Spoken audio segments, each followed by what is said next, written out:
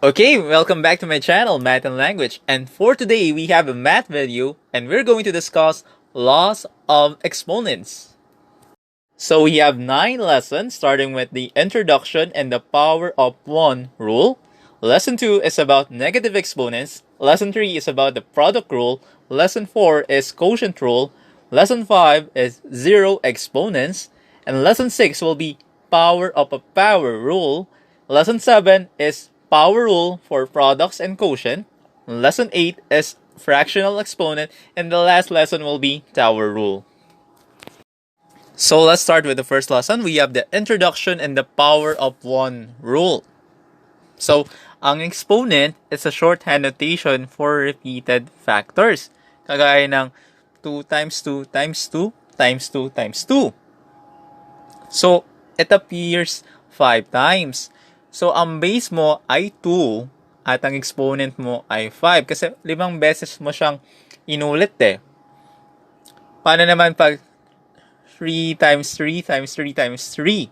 So, yung 3, 4 na beses lumabas. So, ang base mo ay 3, ang exponent mo ay 4. At ang exponent of full power of 1 naman, any number na may exponent na 1, ang answer is itself. Kunyari, 98 to the power of 1 is still 98. So, let's see some examples. We have the first one, 5 to the second power or 5 squared. So, that will be 5 times mo ng 5. So, 2 beses mo makikita yung 5. So, ang sagot ay 25. Next, we have negative 3 to the 4th power.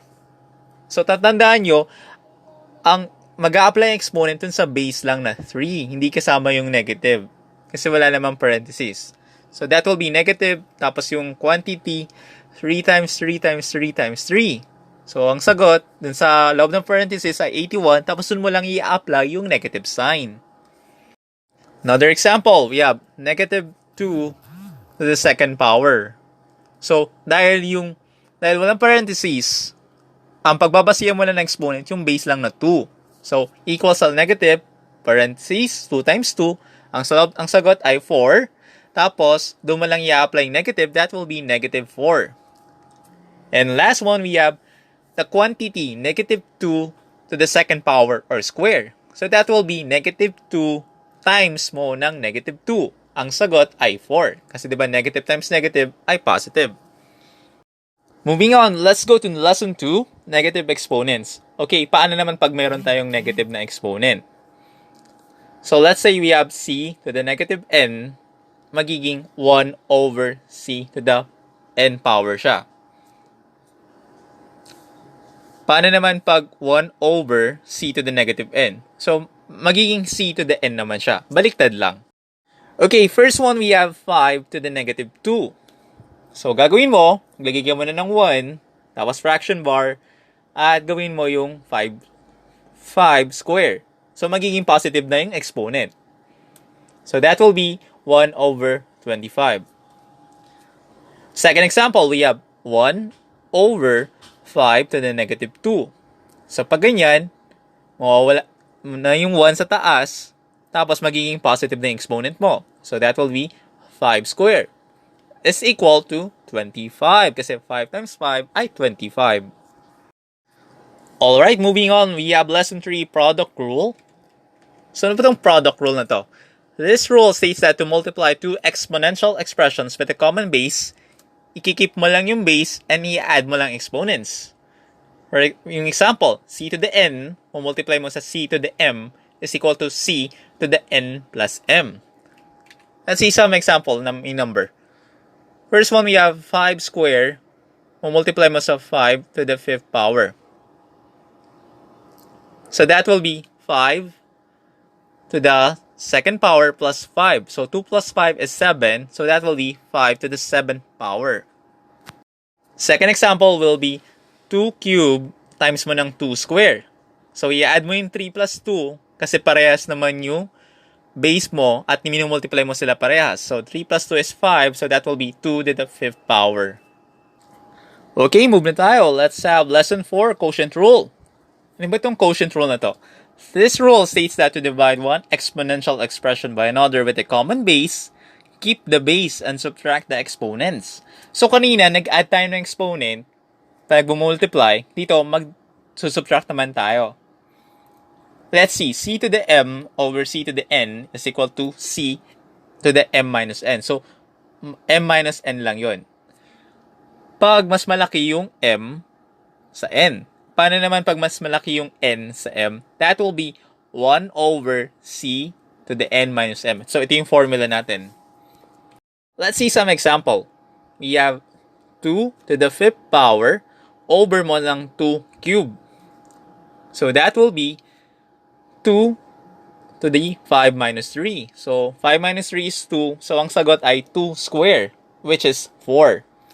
Second example, you have 3 to the 5th power over mo ng 3 to the 8th power.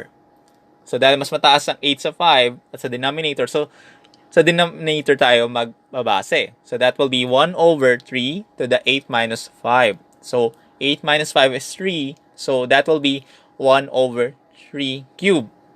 This is equal to 1 over 27. Next, we have 0 exponents. Ito madali lang to. For any real number na c, basta yung c ay hindi equal sa 0, ang sagot ay 1. Let's see the example. We have 21 to the 0 power is equal to 1. Next, we have negative of the quantity negative 8 to the 0 power is equal to negative 1. Bakit? Unahin mo muna yung exponent ng negative 8. So, negative 8 to the 0 is 1. Tapos, mo lang i-apply yung negative. Kaya naging negative 1. Next, we have 3x to the 0. Ang exponent ng 0, mag-a-apply lang sa x. Kasi wala naman parentheses eh. So, that will be x to the 0 is 1. So, 3 times 1 is 3. Okay, so lesson 6 is power of a power rule. If m and n are positive integers and b is a real number, then b to the m is to the n power is equal to b to the m times n. So, mag-multiply tayo. Let's see the example. X to the 4th to the 5th power is equal to x to the 4 times 5. So, i-multiply mo yung exponent ng 4 and 5. So, that will be x to the 20. Second example, we have y to the 8 to the 3rd power or cube. So, y to the 8th times mo ng 3, which is 24, is equal to y to the 24th power. Let's go to lesson 7, power rule for products and quotients. So, to raise a product to a power, you raise each factor of the product to the power. And also to raise a quotient to a power, you raise both the numerator and denominator to the power. If n is a positive integer and a, b, and c are real numbers, then yung ab, parenthesis ab to the n power is equal to a to the n times b to the n. So, i-distribute mo yung exponent. Same with the quantity a over c to the n power is equal to a to the n over c to the n, as long yung c ay not equal to 0. So, let's see the example. We have the quantity 2x cubed is equal to 2 cubed times mo ng x cubed. So, i-distribute natin. So, 2 cubed is 8, x cubed is x cubed. So, ang sagot ay 8x cubed. Second example, we have the quantity x over y to the 4th power. I-distribute mo lang. Same process, distribute mo lang yung 4 na exponent. So, that will be x to the 4th over mo ng y to the 4th. Now, before we go to the last two lessons, let's have some critical exercises and solutions. First question, we have the quantity 5y cubed will multiply to the 3y to the negative 4. So, solution will be 5 times 3 times y cubed to the y to the negative 4. So, use the commutative property yung ginamit natin. So, use the product rule. 5 times 3 is 15. And y cubed times mo ng y to the negative 4. So, ipa-plus mo yung exponents. So, 3 plus negative 4, that will be negative 1. So, 15y to negative 1 na tayo. So, dahil may negative exponent tayo, ang y to the negative 1 is 1 over y to the first power. So that will be 15 over y. Second example tayo, we have the quantity a to the 9 times b to the 4th power over a cubed times b to the 4. And that one will be raised to the 4th power. So to answer that, we have to use the quotient rule. So, yung a to the 9, didivide muna natin sa 8 cubed. So that will be a to the 9 minus 3. Same with b to the 4th power divided by b to the 4. So b to the 4th power minus mo ng 4. So simplify natin. 9 minus 3 is 6 and 4 minus 4 is 0. A to the 6 and b to the 0 to the 4th power pa rin. Since ang b ay may 0 exponent, so ang sagot doon ay 1. So ang matitira ay a to the 6 to the 4th power. Use the power rule, multiply natin yung 6 to the 4. That will be 24. So the answer is a to the 24th power. Next lesson tayo, we have fractional exponents. So pag may fractional exponent ka, ang numerator mo, yun yung power. At yung denominator mo ay yung root. So x to the n over m is equal to m radical sign x to the n. Pwedeng two ways mo siyang gawin. It's either do the n power, then take the m root, or take the m root and then do the n power. So let's see some example. What is 4 to the 3 halves?